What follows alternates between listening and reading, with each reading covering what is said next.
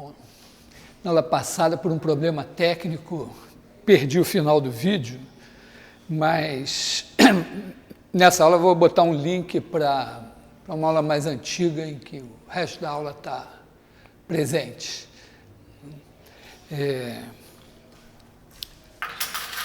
Então, nós olhamos para equações de segunda ordem, quer dizer, nós começamos com o sistema massa-mola, mx dois pontos igual a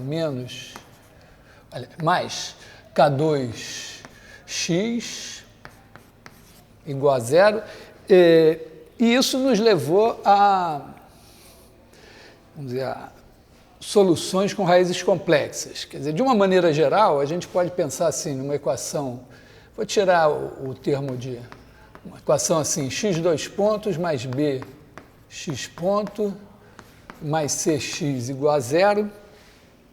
E isso daqui pode ser escrito, então, d2x mais b dx mais c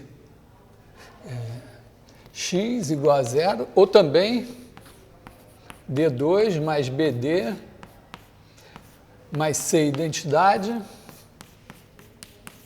x igual a zero. E a ideia aqui é fatorar esse negócio.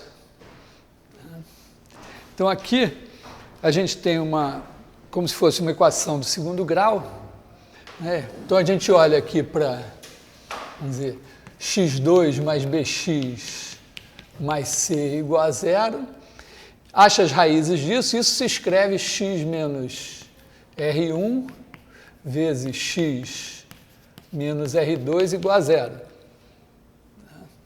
Entende isso? Quando você tem uma equação assim, segunda ordem, então você pode chamar a segunda derivada de D2, botar isso aqui, D2 mais BD mais C, escrever isso assim, e olha para a equação do segundo grau. Quando você tem a equação do segundo grau, você pode escrever isso assim. Então, se você escrever isso, D menos R1, D menos R2x igual a zero, pensando mesmo como derivada, quer dizer, se você aplicar isso aqui e disser, bom, o que é isso? É fazer D menos R1 disso daqui aplicado em x. Bom, mas o que é isso? É x ponto menos R2x.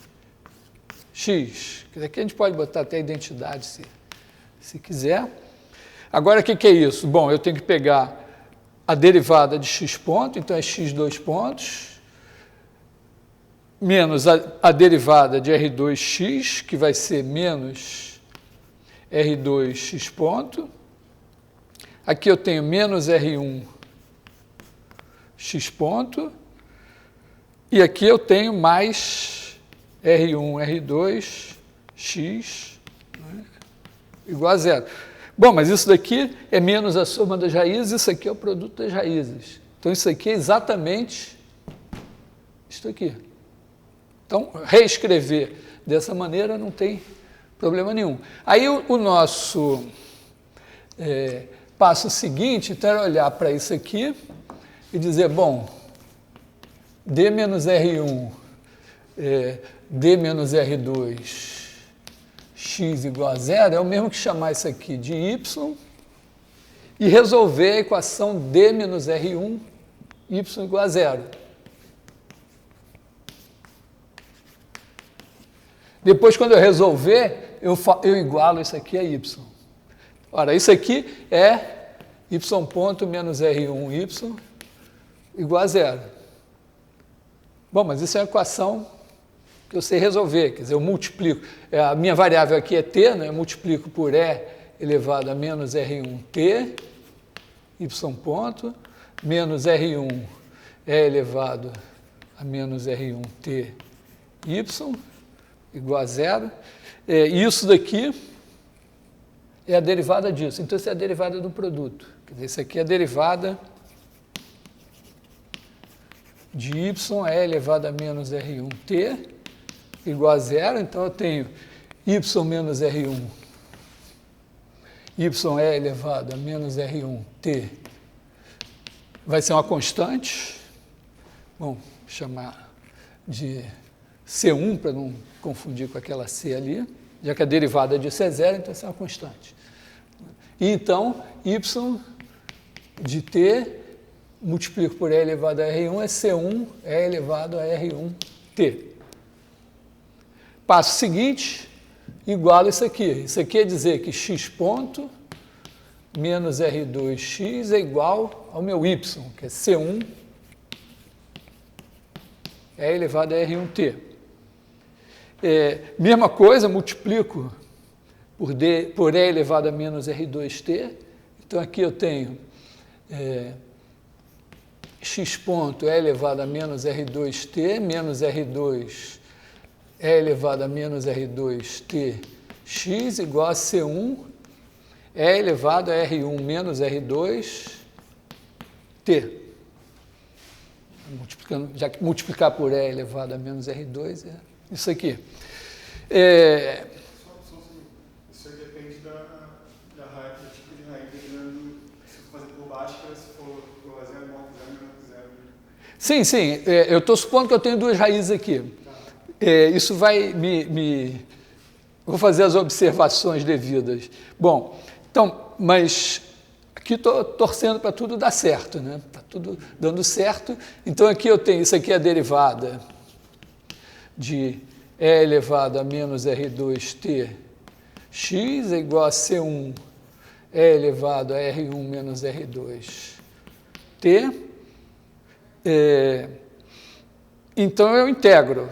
Isso aqui vai dar e elevado a menos R2t igual a integrar isso aqui vai dar C1 sobre R1 menos R2 e elevado a R1 menos R2t, seria, se eu derivar isso, eu tenho isso daqui, mais uma constante C2. Repara que isso aqui já daria errado, se R1 fosse igual a R2, já não funcionaria, né? Agora eu multiplico por E, aliás, faltou o x aqui, né? Eu multiplico por E elevado a R2t. Eu posso chamar, para ficar mais bonitinho, eu vou chamar isso aqui tudo de C1, porque, na verdade, eu só sei que isso aqui é uma constante que, no fim, eu tenho que escolher. Então, isso aqui é outra constante, vou chamar de C1. Então, isso aqui vai dar x de t igual a C1 e elevado a R1t mais C2 é elevado a R2t. Não pode estar errado, né? Uma fórmula tão bonita, eu devo ter feito, não devo ter errado nenhuma conta aqui. Então, a ideia, né, é que se eu começo com uma equação assim, vamos dizer, eu olho para as raízes, vamos dizer, R1 diferente de R2 e eu tenho x de t igual a C1 é elevado a R1t, mais C2 é elevado a R2t. Bom, tem um problema que daria errado quando eu chegasse aqui. Se eu tivesse duas raízes reais iguais, isso daqui, na verdade, quando eu chegasse aqui, isso daqui daria 1, porque isso aqui daria 0. Então, simplesmente eu teria isso aqui. Mas tudo bem, isso não é problema nenhum. Quer dizer, diria que E elevado a menos R2t x é igual a C1 vezes t mais C2. Então, x de t igual a C1t E elevado... Na verdade, aqui, posso chamar de R logo, né?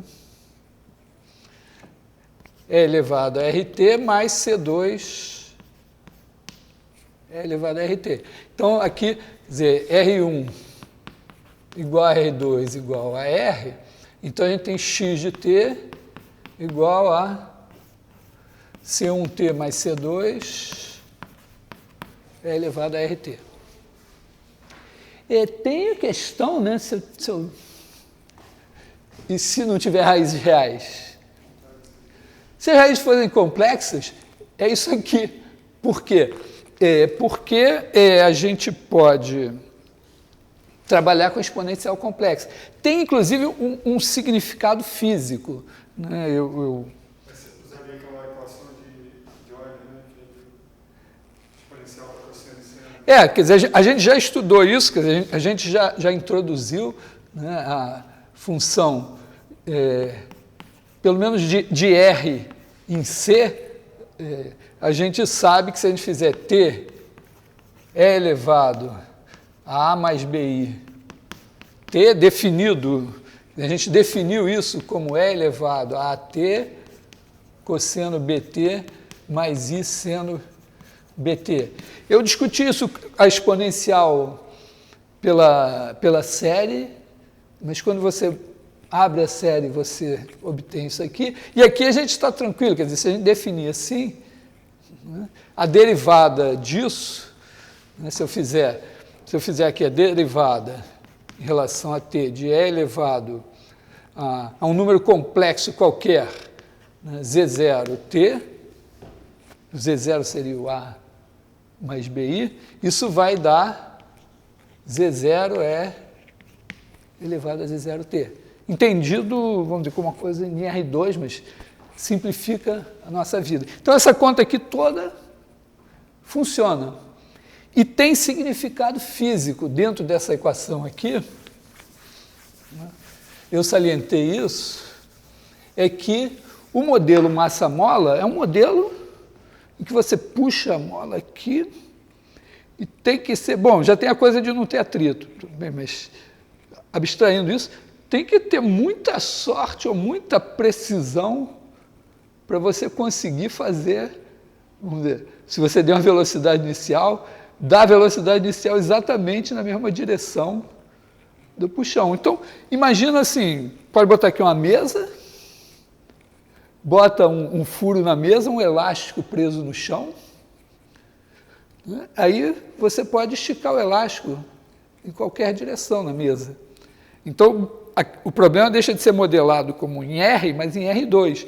E você puxando, é uma hipótese razoável que esse elástico satisfaça também a lei de Hooke. Quer dizer, você tem uma força proporcional ao esticamento. E aí seria o mesmo modelo, só que esse x agora seria vamos dizer, o x de t seria igual a x1 de t, x2 de t, que a gente pode pensar como x1 de t mais i x2 de t. E aí toda essa nossa conta estará justificada, porque a gente não está proibido de multiplicar nos complexos. Só uma pergunta, quando você faz o plano, a mola continua no mesmo eixo, certo?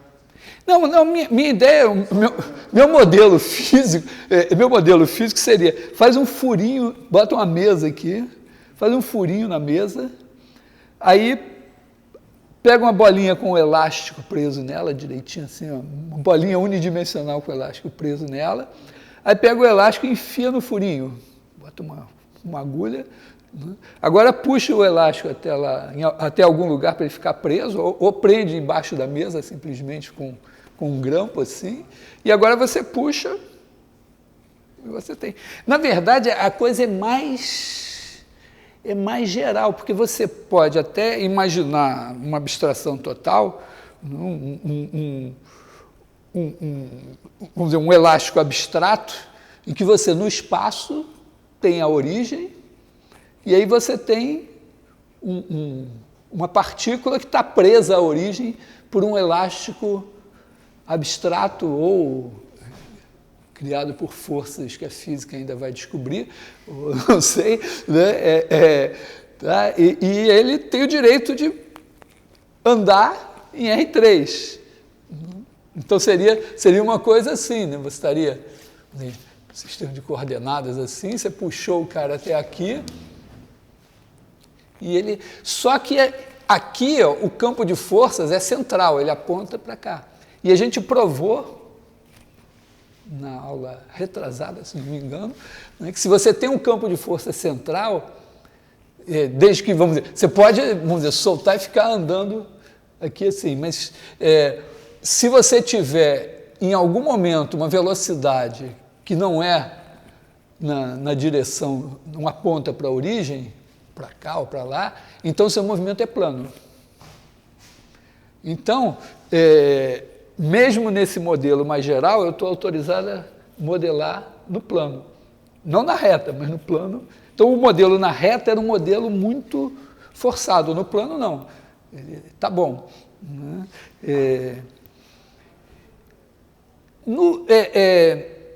É um exercício interessante, aqui no caso do massa-mola, você introduzir o atrito.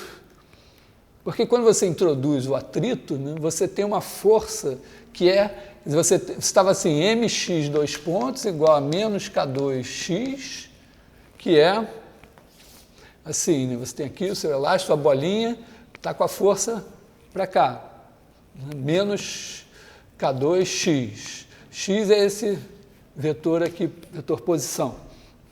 Mas você pode ter uma velocidade. A sua velocidade pode até ser para cá, pensando isso aqui num plano assim, né? Então aqui você tem o x ponto. E a ideia é que o atrito joga contra a velocidade. Você tenta andar para cá e o atrito... Então você tem ainda menos um μ ao quadrado x ponto aqui, que vai te dar uma equação, uma coisa do segundo grau, vamos dizer, completa aqui com B e C positivos. E aí, dependendo do jogo entre a constante da mola e a constante do atrito, você pode efetivamente ter raízes até, vamos dizer, raízes iguais, não, porque você vai ter o quê? Você vai ter, a sua equação vai dar, vamos dizer, a equação do segundo grau que você tem que olhar é a equação x2 mais μ ao quadrado x mais k2 igual a zero. Então aqui você vai ter, né, o seu vamos dizer, você vai ter que olhar para menos μ ao quadrado, mais ou menos, raiz de μ à quarta menos 4k2 sobre 2. Hã? Não, porque quando você bota o atrito, você passa para cá. Então a sua equação passa a ser m... na verdade, eu estou fazendo massa 1, né? Porque na verdade devia ter posto sobre m aqui. Sobre m. Vamos deixar a massa, já que a gente está pensando fisicamente assim, m, né? Então aqui a gente vai ter μ ao quadrado, m ao quadrado e aqui só m. Por quê? Porque a sua equação vai ficar x dois pontos mais k2 sobre m x mais μ2 sobre m x ponto igual a zero. Então, isso aqui é d2x mais μ2 sobre m dx, o x ponto está aqui, não aqui. E mais k2 sobre m x igual a zero. Então, você vai olhar para essa equação aqui, x2 mais μ2 sobre mx mais k2 sobre m igual a zero. Então, vai ser isso aqui. Então, dependendo aqui do jogo, né, você pode até ter quer dizer, você pode ter raízes reais positivas, né, e pode ter pode ter raízes reais, mas quer dizer, você precisa que o atrito, para você ter raízes reais, você precisa que o atrito supere, vamos dizer que de alguma maneira a força do atrito supere, por essa fórmula daqui, a atração exercida pela força elástica. Então, isso pode acontecer. Tipicamente, né, se você tiver pensando num atrito pequeno, isso ainda pode ficar negativo e você está com raízes complexas. Só que, olha só, o que você vai ter com um atrito pequeno, né? Você vai ter alguma coisa com essa cara aqui, se eu não escrevi nenhuma besteira, você vai ter uma coisa em que esse cara daqui é negativo, então você vai ter raízes do tipo, né? R, vamos dizer, raízes iguais a um certo A mais ou menos BI, vindo daqui, com o A negativo. A menor que zero. Isso é importante por quê? Porque a sua solução geral vai ser, então, C1 é elevado a... Assim, deixa eu recordar... bom, deixa assim, vamos dizer. É elevado a menos AT, aí você tem cosseno T mais I seno, cosseno BT mais I seno BT, que é o E elevado, aliás, bota aqui, bota assim, mais C2 é elevado a AT, aí com o menos BI, a parte imaginária aqui, ó, do E elevado a coisa, vai dar cosseno BT menos I seno BT, já que o seno de menos BT é menos o seno. Isso aqui você pode até juntar, né? Esse aqui você pode juntar e escrever assim, E elevado a AT, aí você vai ter C1 mais C2 cosseno de BT, mais I, C1 menos C2,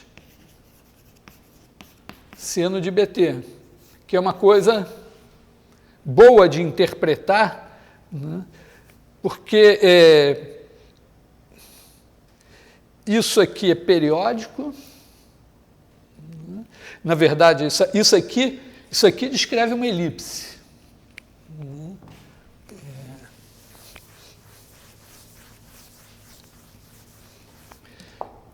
Isso aqui descreve uma elipse, porque você pode pensar assim, ó, isso aqui é C1 mais C2, é um número complexo, e isso aqui é outro número complexo. Então, pensa esse cara aqui como um U1, isso aqui como um U2. São dois números complexos, na verdade. Então, você está... Se você tivesse, no plano, ó, quando você faz cosseno de BT é 1 mais seno de BT é 2, você está parametrizando um círculo. É cosseno BT na primeira coordenada, seno BT na segunda. Então, você está aqui.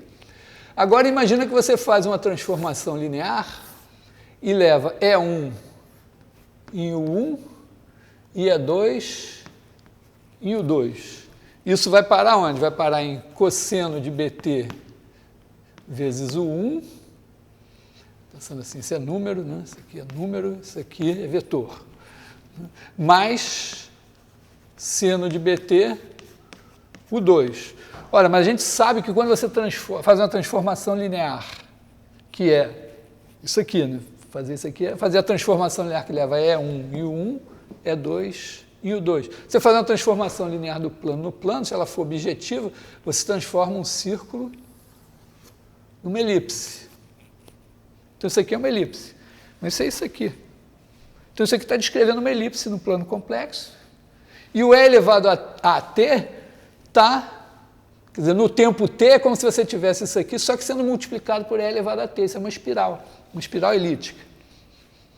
E no caso do nosso sistema massa-mola, se tiver atrito, forçosamente, esse A é negativo. Se ele é negativo, quando o tempo avança, digamos que você está andando assim, você vai fazer espiralar assim. Se você é de volta, tem como fazer de volta para o plano? Ah, bom, você pode puxar de volta.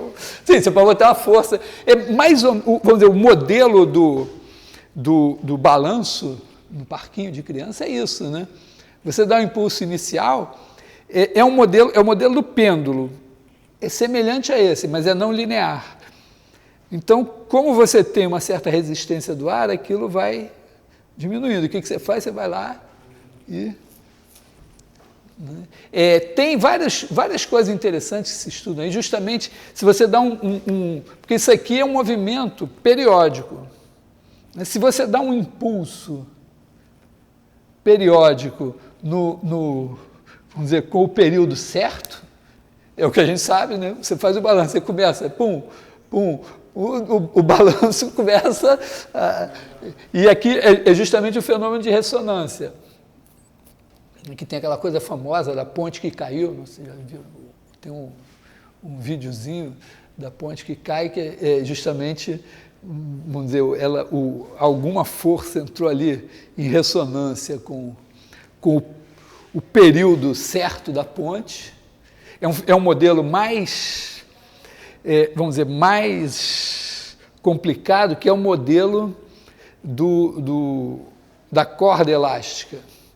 Você tem ali não é nem a corda, é uma barra elástica, mas é um modelo de vibração mecânica, e que agora é uma equação a derivadas parciais, mas está ligado a isso aqui. Então, tipicamente, sem atrito, se não tiver isso aqui, a nossa mola, como aí você vai ter raízes imaginárias aqui, sem atrito você vai ter órbita elíptica, com a origem no centro. Vai ser uma coisa assim. Essa foi foi mais ou menos onde a gente chegou, né? Eu tinha começado, eu queria retomar,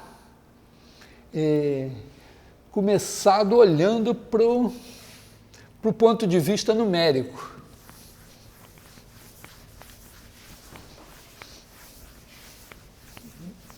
Eu não vou avançar tanto, embora tenha no texto um pouco disso. Do ponto de vista numérico, né, você tem a derivada segunda. Aliás, antes do ponto de vista numérico, vamos olhar para a derivada segunda aqui, ainda antes. Imagina a derivada segunda como uma função que a cada f associa f duas linhas. Vamos usar a nossa notação mais padrão. Bom, onde é que vive f? Vamos pensar assim, f... F vive no espaço. O problema é assim, se você pegar funções que têm segunda derivada, aí você vai levar numa função que talvez não tenha mais derivada, porque você já gastou todas. Mas se você pegar a f no espaço das funções de classe C infinito, que são as funções que têm infinitas derivadas, então isso aqui é do espaço nele mesmo. Mas eu vou fazer uma hipótese a mais. Quer dizer, imagina que nós estamos aqui olhando para movimentos periódicos. Então, vamos supor, vamos fazer uma hipótese mais assim, quer dizer, vamos supor que F é periódica. Mais precisamente, F de x mais 2π é igual a F de x. Isso tem suas razões de ser. Uma delas no trabalho do Fourier, ele estava estudando a propagação de calor num disco e, naturalmente, em certo momento, você pode usar coordenadas polares, e aí você tem a coordenada R e a coordenada θ. E a coordenada θ, ângulo, você tem vamos dizer, θ mais 2π é o mesmo θ, é o mesmo ângulo, tem uma coisa assim. Tem outras razões, mas eu não quero... Eu até nem gosto tanto de pensar assim, mas digamos que você tem isso. Então, na verdade, a sua função, ela você só precisa conhecer no intervalo 0, 2π. O resto repete. Só que você, numericamente, você vai estar trabalhando assim, né? Você vai fazer uma aproximação numérica, vai pegar aqui um tamanhozinho, um ΔX, vou chamar de H, e a sua função é dada por esses valores aqui. Então, na verdade, você tem, quer dizer, você tem, na verdade, um vetor, dependendo aqui, o seu H, você tem um certo N, então H igual a 2π sobre N, e aí você tem x0,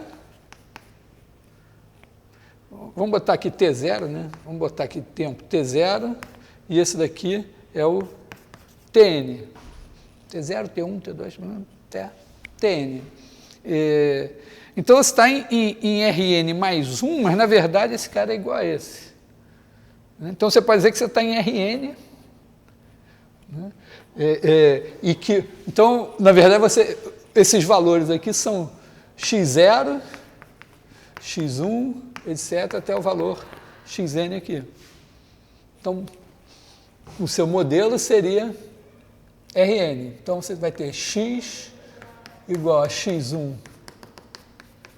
xn, e pode até pensar que você está nos inteiros módulo n, porque o seu xn mais 1, quer dizer, se você pegar, quer dizer, o xn é igual a x0, o xn mais 1 tem que ser igual a x1, né? Então, a sua soma é módulo n. Agora, eu queria observar uma coisa aqui, nesse conjunto das funções periódicas. Então, pensa aqui agora, antes no nosso modelo, pensa o seguinte, pensa o nosso espaço E é igual ao conjunto das F, de R em R, C infinito, quer dizer, tem infinitas derivadas, de período 2π. Então, na verdade, eu vou olhar para essa função só como uma função definida no intervalo 0, 2π.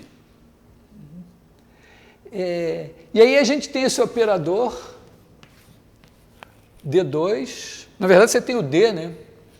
Você tem o D de E em E, que leva F em F', e você tem o D2 de E em E, que leva F em F duas linhas.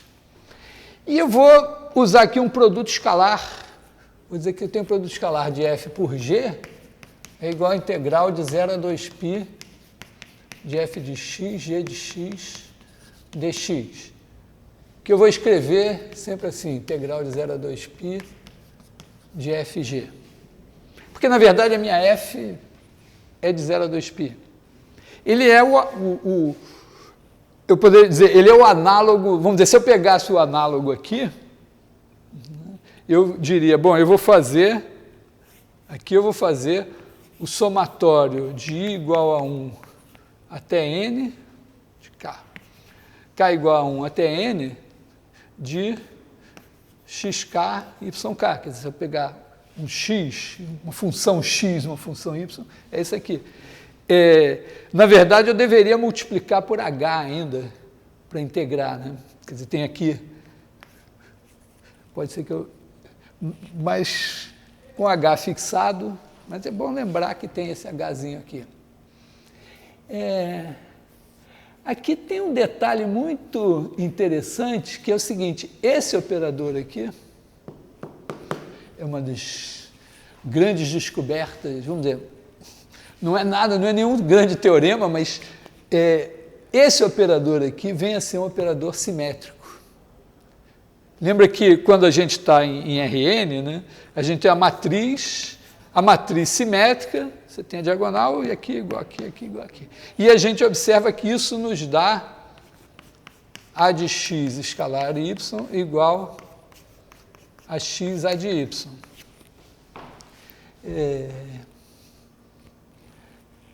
Mas isso daqui, ouso dizer, isso aqui só ficou famoso por causa disso. Isso aqui, nem tenho, vamos dizer, nem tenho indícios de que isso aqui tenha sido percebido antes disso daqui, ao contrário, o produto escalar nem existia. Essa integral vem de que área? Isso daqui veio o seguinte, o Fourier fez 250 anos esse ano, ele, há quase 200 anos, né, ele já devia estar estudando antes, podemos dizer que há 200 anos, ele estava estudando a questão da propagação de calor. E ele, vamos dizer, um dos modelos seria você pensar o seguinte, pensa uma barra, tem esse do disco, mas um modelo também, você pensar uma barra, né, isolada, né, que você conhece a temperatura aqui, a temperatura aqui, e você tem uma certa distribuição inicial de temperatura.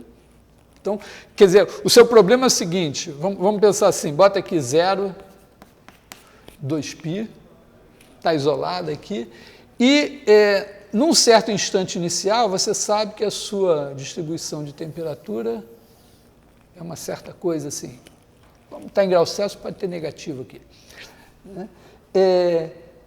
E ele queria estudar a evolução disso no tempo. Quer dizer, olha assim, bota isso no seu monitor, isso é a distribuição de temperatura agora libera, solta o tempo, solta o filme, eu quero ver o filme em que essa distribuição de temperatura está evoluindo. E ele formulou vamos dizer, uma lei que diz, bom, a temperatura, quer dizer, o calor vai do mais quente para o mais frio. E essa, vamos dizer, você tem uma vamos dizer, a energia que passa daqui para cá, por unidade de tempo, é proporcional à distância e inversamente proporcional, aliás, é proporcional à diferença de temperatura e inversamente proporcional à distância. Tá? Quanto mais perto passa.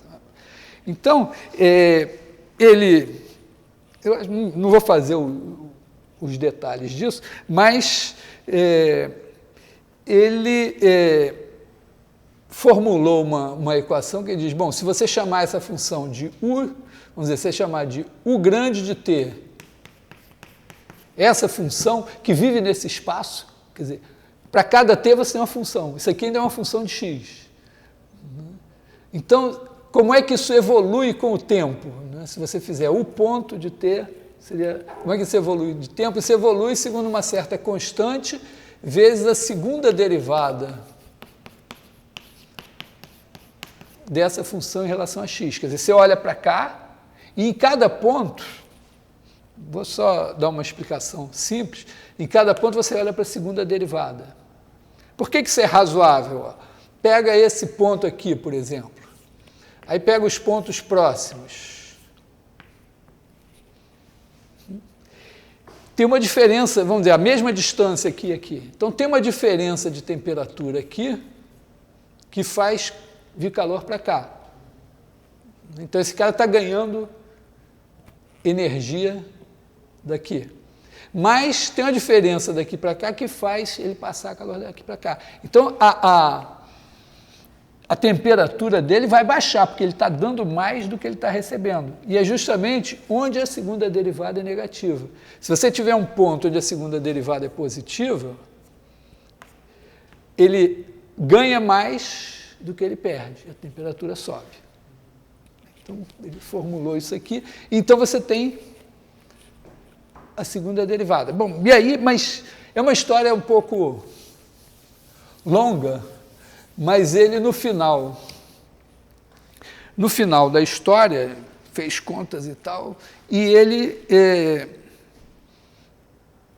chegou a um ponto em que ele tinha que escrever uma certa, a distribuição inicial de temperatura, vamos dizer, ele tinha uma certa F0 de x, era a distribuição inicial de temperatura dele. E ele tinha que escrever como uma soma de senos e cossenos, que as contas dele tinham dito. Quer dizer, ele tinha que dar um certo A0 mais A1 cosseno x, mais B1 seno x, mais A2 cosseno de 2x, mais B2 seno de 2x, mais etc. E aí o primeiro movimento dele foi dizer, bom, isso aqui eu vou escrever como uma série de Taylor, e cada uma dessas eu vou escrever com uma série de Taylor, eu vou ficar com um sistema linear infinito. Ele fez isso, meteu a mão, se não me engano, resolveu. Mas aí ele disse, mas eu tive uma ideia melhor. E a ideia melhor foi, ele diz, para calcular o B2, eu multiplico dos dois lados por seno de 2x, e aí eu fico com f0 de x seno de 2x igual a 0 seno de 2x mais A1 cosseno x seno de 2x mais B1 seno x seno de 2x mais A2 cosseno de 2x seno de 2x mais B2 seno quadrado de 2x, mais etc. Aí integro tudo isso de 0 a 2π. E como tem um teorema de física que diz que a integral da soma é a soma das integrais, mesmo quando a soma é infinita, então botou isso aqui. Quando eu digo que tem um teorema de física, é uma coisa assim, é uma coisa que os matemáticos sabem que não é verdade, quer dizer, às vezes é verdade, mas os físicos sabem exatamente quando é verdade, eles usam aquilo exatamente, os bons físicos, exatamente quando vale. E aí resulta que todas essas integrais aqui são zero, exceto essa que não pode ser zero, porque aqui tem um quadrado. E aí você acha o B2. Aí passaram-se 100 anos e montou-se a teoria dizendo, não, isso aqui é espaço vetorial, tem aqui um produto escalar que é esse daqui, e esses caras são o que a gente chama de uma base ortogonal, são 2 a 2 ortogonais. Mas aqui para a gente, vamos dizer, a gente introduz isso aqui, e a grande observação que está por trás da história é que esse cara daqui, nesse contexto, porque eu estou pedindo que as funções sejam periódicas, ele é simétrico. Ou seja, vou escrever assim, lema,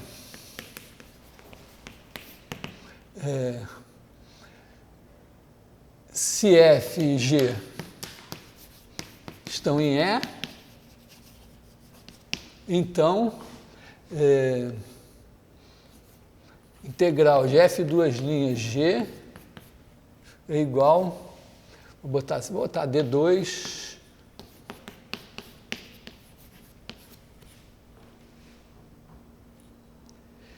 e a demonstração disso é uma integral, é você integrar por partes duas vezes, quer dizer, isso aqui é integral de 0 a 2π, na verdade, 0 a 2π aqui não tem, é A até B, desde que o período seja B menos A.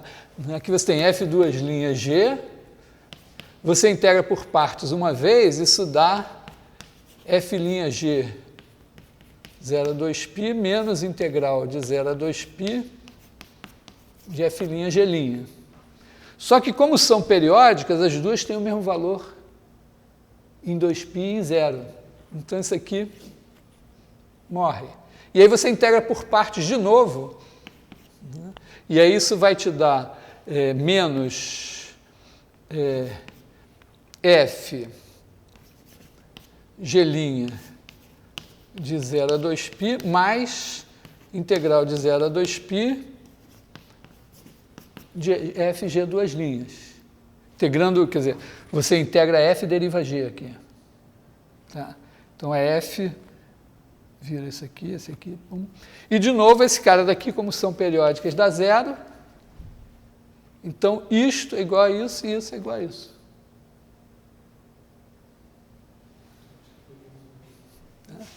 Então, nesse contexto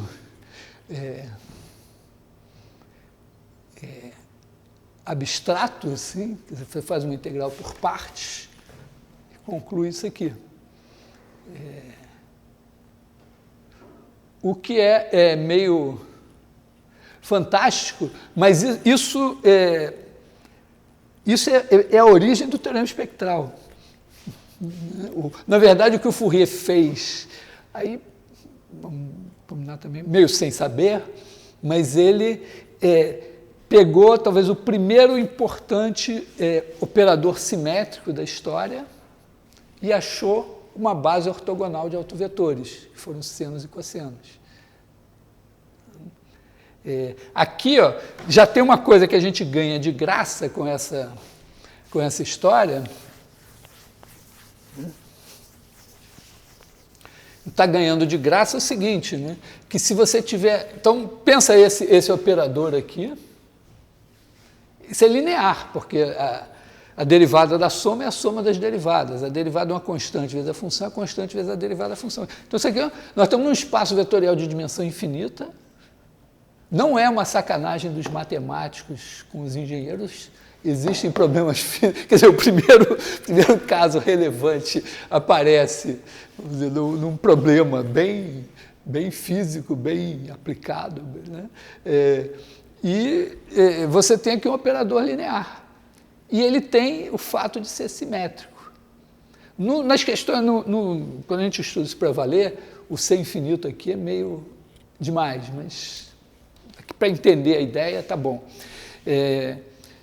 Então acontece o seguinte, olha, se você pegar esse operador D2 e procurar um autovetor, quer dizer, imagina que D2 φ é igual a lambda φ. Então esse φ é uma função, ela é um autovetor e o lambda é um autovalor. Vamos ver o que a gente pode ver aqui. Imagina que você tem uma D2 psi igual a mi psi. Imagina que lambda é diferente de mi. Então, é a mesma conta que a gente fez, que vale em R2, em R3, em Rn, vale aqui. Ó. Se você fizer o produto escalar de D2 φ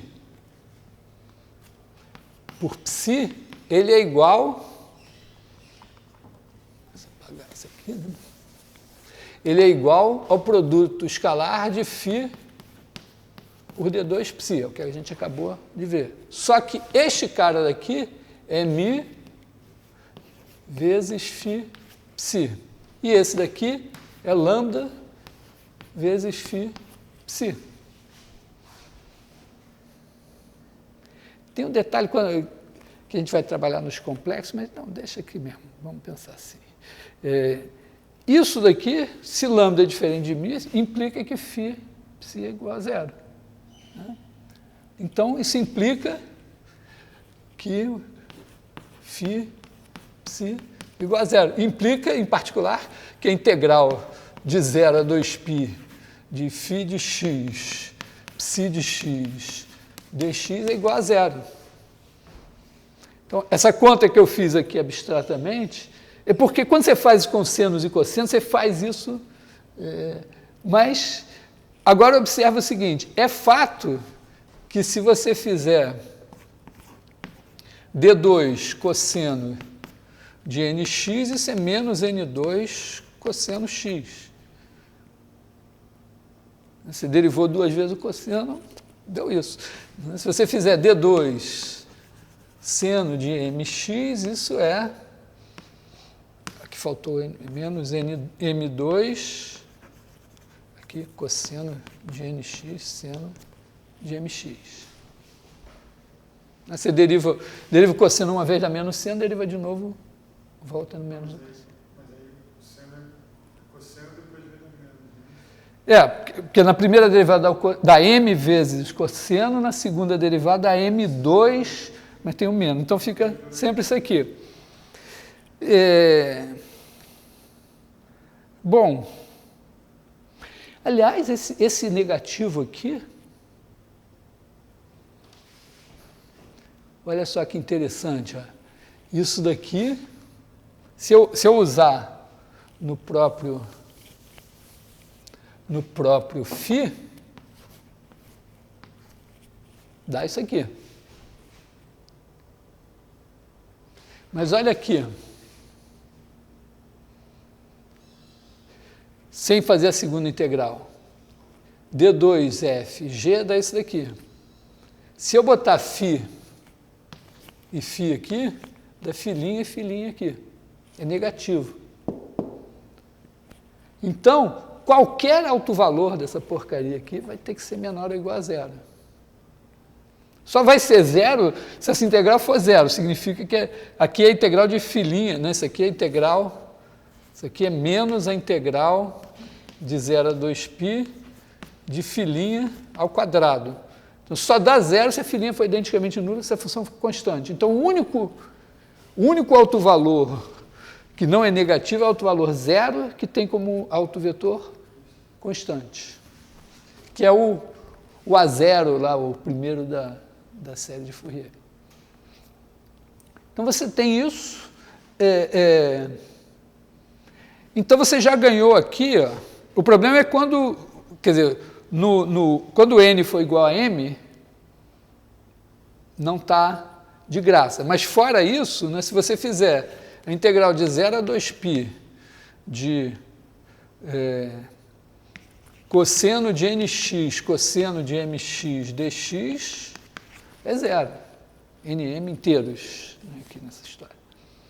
Para ser periódico tem que ser inteiro. Porque eles são autovetores de autovalores distintos. Mesma coisa se você fizer seno de nx, seno de mx. Se você fizer seno de nx, cosseno de mx, com nm diferente também. O único caso relevante é você fazer a integral de 0 a 2π de seno de nx, cosseno de nx dx, que aí eles são autovetores do mesmo autovalor, e aí não vale isso aqui.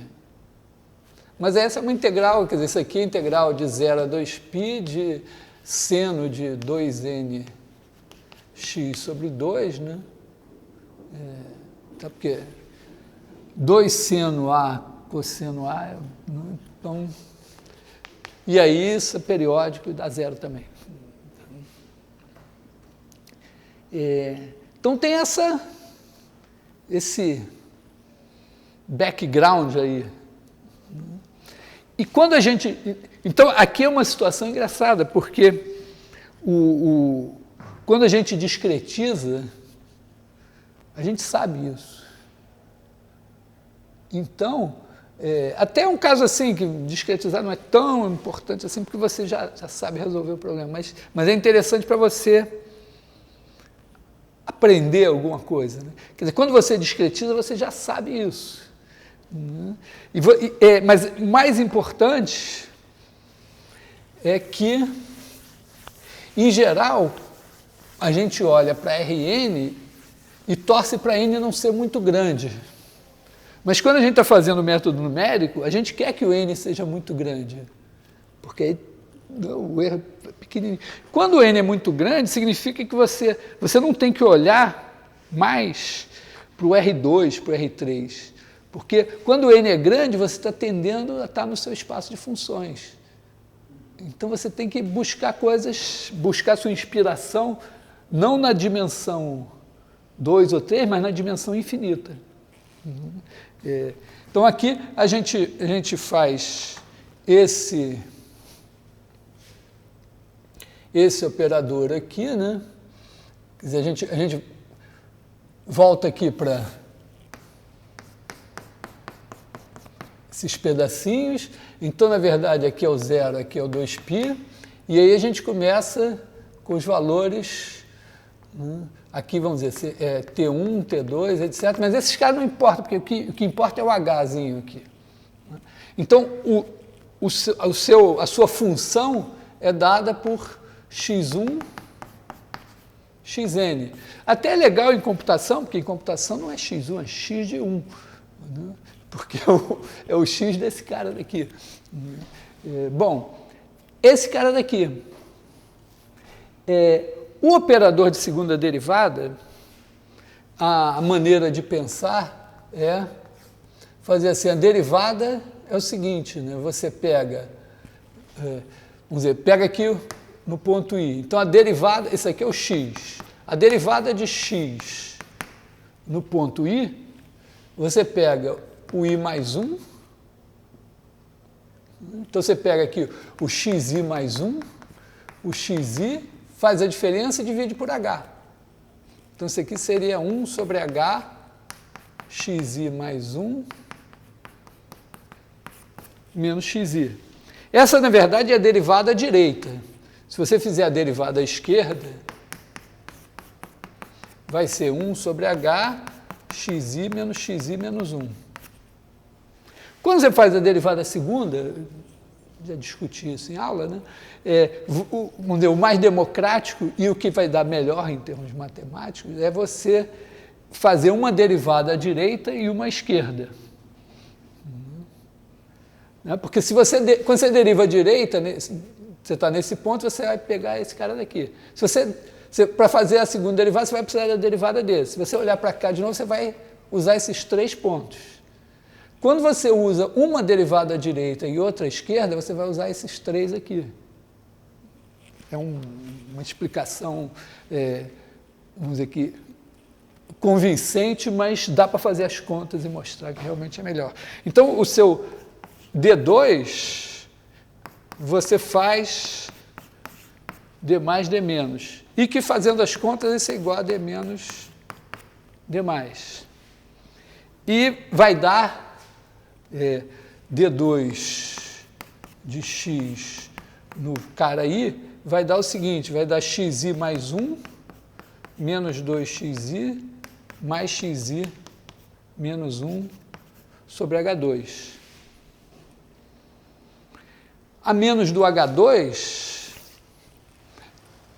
isso te dá uma coisa que é claramente, tem uma matriz simples de conseguir. Tem só um detalhe, né? Quando você olha no 2π, quando você olha no xn, o xn mais 1 que você vai precisar aqui é o x1. E quando você olha no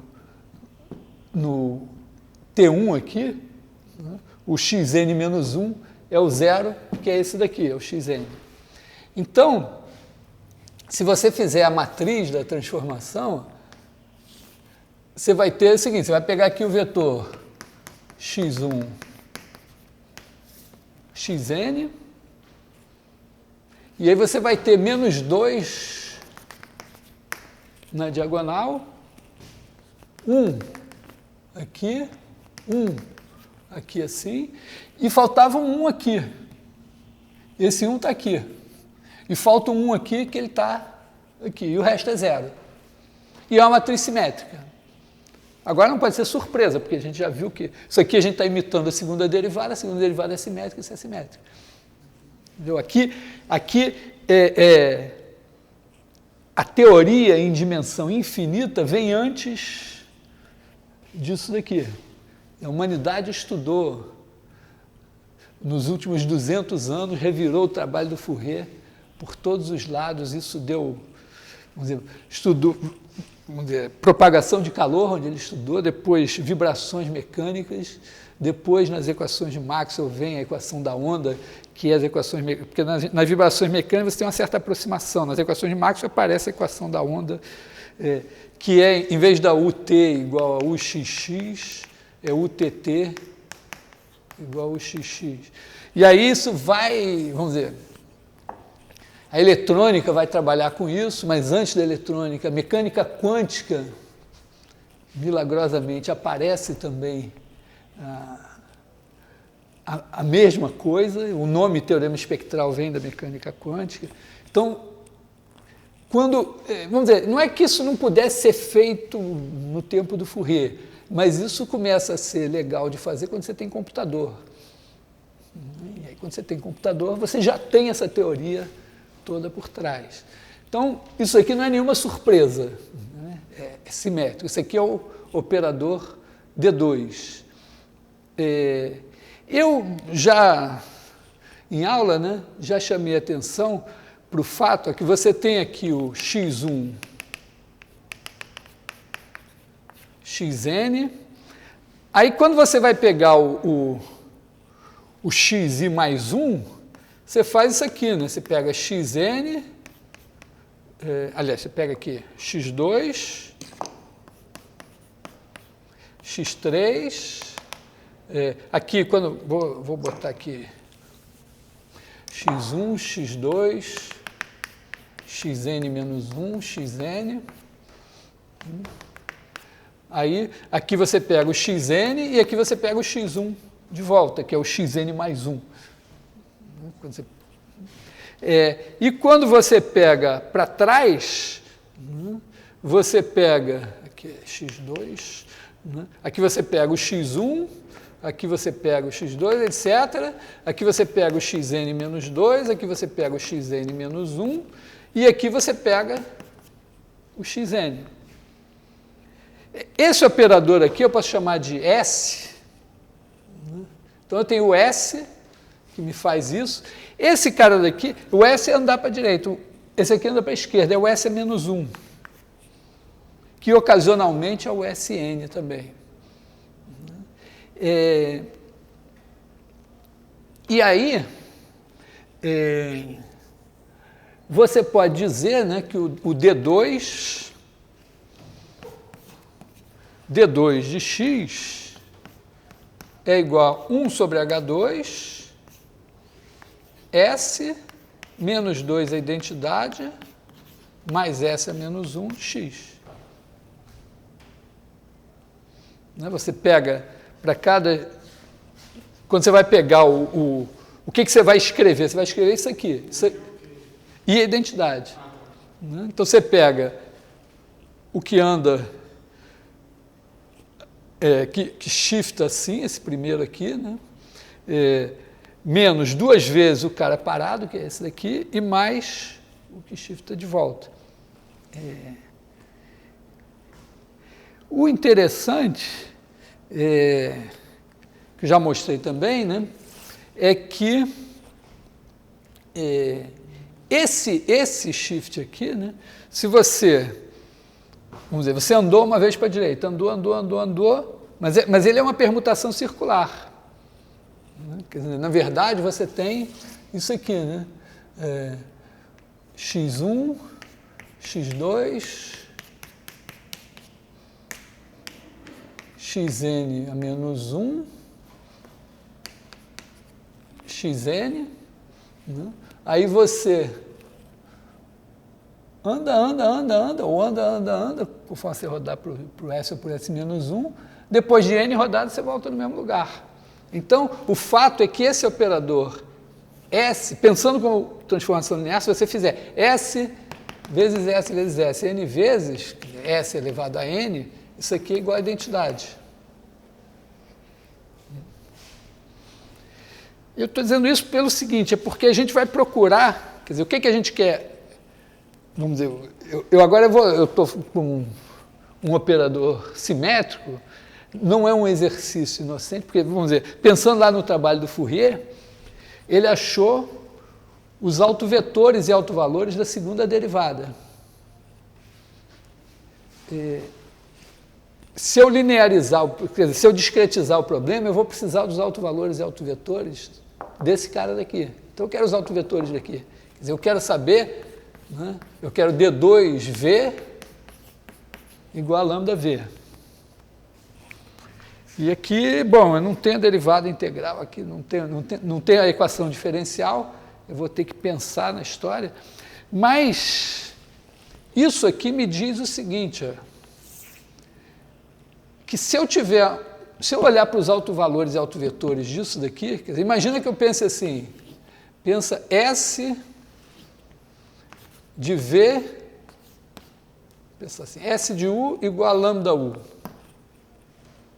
Porque esse cara daqui, qualquer cara é autovetor dele. Então, se eu souber os desse, e se eu sei os do S, eu sei os do S a menos 1, porque eles são os mesmos autovetores, só com autovalor invertido, se eu resolver isso aqui, se S de U igual a lambda U, então, se eu aplicar S n vezes, né, eu sei que U é igual a Sn de U, só que quando eu aplico de novo aqui, vai dar lambda 2, lambda 3, até lambda n. Então, isso daqui vai ser lambda n U.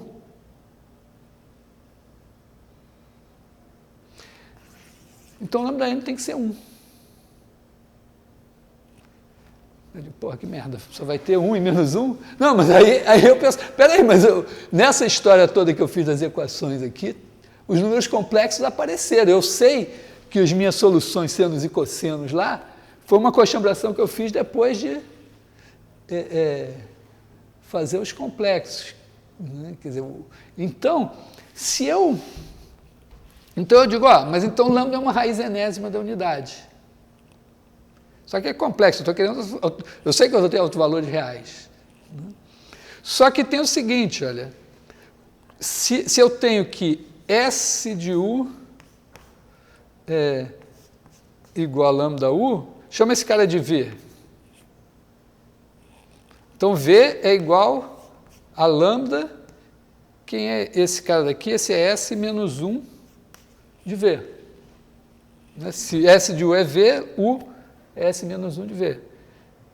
Então, S menos 1 de V é igual a 1 sobre lambda V. Então, os autovalores da inversa são os inversos dos autovalores. Só que quando lambda é uma raiz enésima da unidade,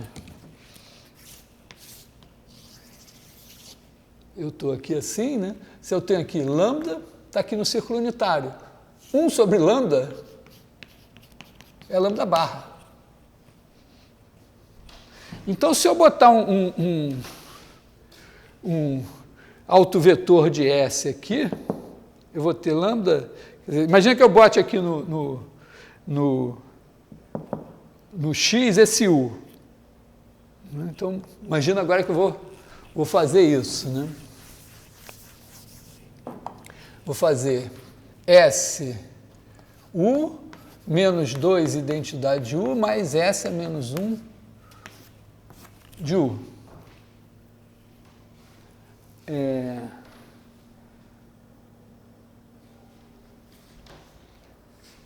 Só que, assim, uma coisa que é importante aqui, né, é que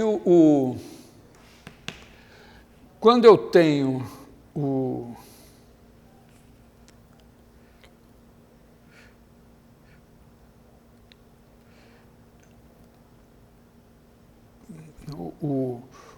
S de U, que eu estou chamando de V, é um múltiplo de U. Quer dizer, o V que eu uso como autovetor aqui é um múltiplo de U. Quer dizer, essencialmente, o cara que é autovetor da S, ele é autovetor da S menos 1 também. Então, eu boto isso aqui e isso vai me dar lambda U menos 2U mais lambda barra U. Que é 2 lambda, quer dizer, 2 lambda mais lambda barra menos 2U. E lambda mais lambda barra é real. Eu pego um número complexo mais o conjugado, é real. Então, isso aqui é real. Então, cada autovetor lá vai me dar, quer dizer, cada autovetor de S vai me dar um autovetor de D2. E mais, né, se eu calcular esses caras, quem são as raízes enésimas? Quem são os lambdas? Né? Lambda, uma raiz enésima da unidade, lambda n é igual a 1. Então, lambda é igual ao quê? Cosseno. Vamos dizer, o cara básico, né, é o cosseno de 2π sobre n mais i seno 2π sobre n. Quando eu elevo, que é o cara que está aqui, que é o E elevado a i 2π sobre n. Depois eu tenho E elevado a 2π. Então, na verdade, eu vou ter K. Ora, quando eu faço lambda mais lambda barra, eu tenho esse cosseno 2 vezes, né, porque eu mato esse. Então, isso daqui, na verdade, né, o lambda mais lambda barra menos 2 vai ser igual a 2 cosseno de 2κ sobre n menos 2. Dá negativo, né? Bom, não é surpresa, porque os meus autovalores lá no Fourier eram negativos.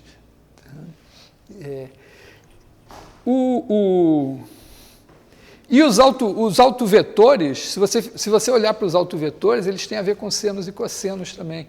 A melhor maneira, talvez, seja de pensar assim, né? Então vamos lá que eu quero ver o jogo da França.